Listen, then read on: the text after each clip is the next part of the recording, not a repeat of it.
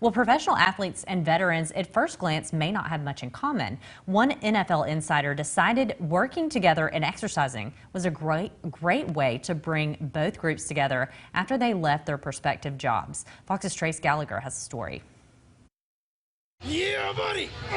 Each week at this gym in West Hollywood, veterans and former athletes come together to train and talk.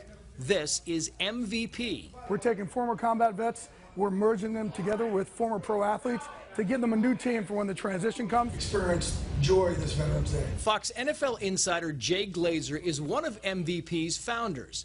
He realized that those adjusting to life after service or life after sports had a lot more in common than they may have realized. They've all been told where to go, when to go, who to eat with, how to do everything, and all of a sudden the uniform comes off and they're alone. They go through the same struggles. All right, let's go. It's not only the USA on our chest and the flags that we wear on our uniforms, but we share a lot of experiences as well through kind of the mindsets and challenges of being trained to turn it on and not necessarily being trained to turn it off.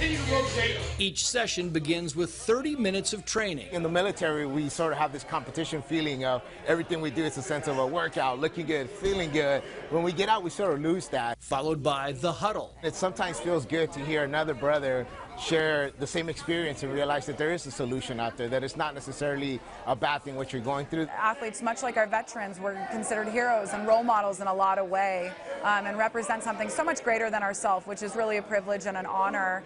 But there's a bit of a pedestal that comes with that, and sometimes that's a long way to fall. The end goal, making sure each of them know they're not going through this alone. Who's got my back? I got your back! 1, 2, 3! Trace Gallagher, Fox News.